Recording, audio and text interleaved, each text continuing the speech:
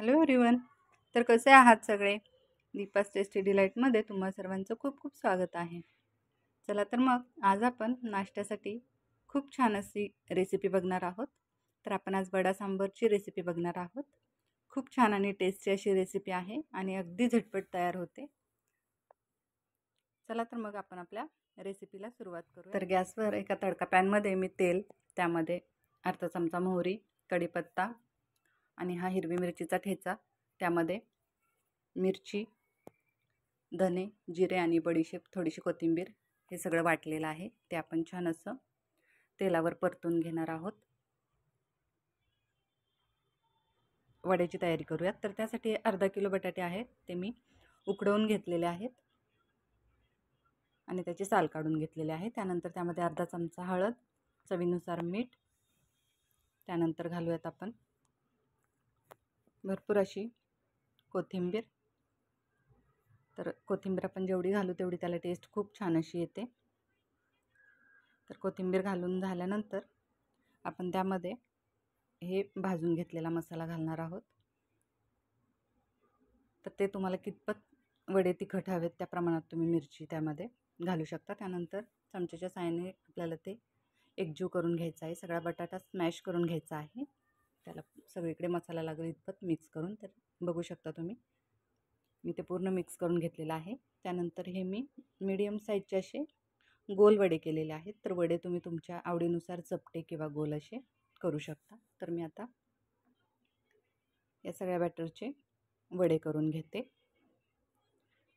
बघू शकता अशा प्रकारे आपल्याला त्याचे वडे करून घ्यायचे आहेत. त्यानंतर आपण पीठ भिजवूयात. तर त्यासाठी एक वाटी बेसन पीठ आहे, त्यामध्ये चिमूटभर ओवा, अगदी थोडीशी हळद, त्यानंतर चवीपुरतं मीठ आणि घालूयात थोडासा सोडा. त्यानंतर ही मिरची पावडर आहे, तर ही फक्त कलरसाठी आहे, जास्त तिखट नाही आहेत. ही ऑप्शनल आहे आणि तुम्हाला आवडत असेल तर घाला किंवा स्किप केली तरी चालेल. त्यानंतर पाणी घालून आपल्याला त्याचं छान असं बॅटर तयार करून घ्यायचं आहे. तर ते करून झाल्यानंतर आपण सांबरला फोडणी देऊयात. तर मी एका पातेल्यामध्ये तेल गरम केलं, त्यामध्ये कढीपत्ता, मोहरी, जिरं आणि कोथिंबीरीचे देठ आहेत, ते अगदी बारीक चिरून मी फोडणीमध्ये घातलेले आहेत. त्यानंतर 2 चमचे कांदा लसूण मसाला, त्यानंतर सांबर मसाला घातलेला आहे 1 चमचा आणि ही चिंच गुळाची चटणी आहे, ती घालून घेतलेली आहे. ती चिंच गुळाची चटणी नसेल तर तुम्ही चिंच आणि गुळाचं पाणी करून कोळ करून घातला तरी चालेल. नंतर ते छान असं परतवून घेऊन त्यामध्ये आपल्याला शिजवलेली तूर डाळ घालून घ्यायची आहे. तर मी तूर डाळ शिजवताना फक्त त्यामध्ये हळद आणि पाणी घालून डाळ शिजवली होती आणि साधारणतः 1 टोमॅटो बारीक चिरून घातला होता. बाकी मीठ वगैरे काही घातलं नव्हतं. तर ती डाळ आपण फोडणीत घातल्यानंतर आवश्यकतेनुसार थोडं पाणी घालून आणि चवीनुसार मीठ घालून डाळ छान अशी उकळून घेतली आहे. त्यानंतर आता आपण वडे तळून घेऊयात. तर एक एक वडा आपण बॅटरमध्ये बुडवून तेलावर सोडून घेणार आहोत. तर बघू शकता खूप छान असं वडे फुगलेले आहेत आणि तेल चांगलं गरम झाल्यामुळं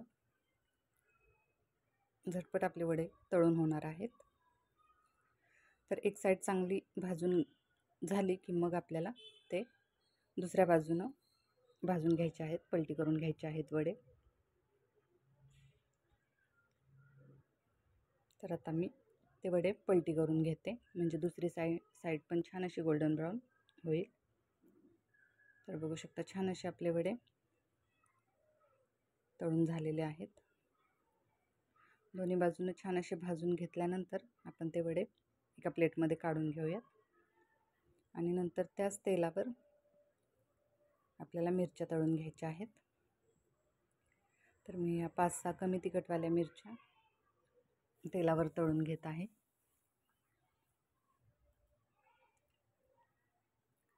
तर वड्यासोबत खूप छान लागतात या मिरच्या. तर त्या मिरच्या तळून झाल्यानंतर त्या काढून आपण आता प्लेटिंगची तयारी करूयात. तर एका प्लेटमध्ये मी तळलेल्या मिरच्या, थोडा चिरलेला कांदा घेतलेला आहे. त्यानंतर वडे आणि गरमागरम त्यावर आपल्याला सांबर घालून घ्यायचं आहे.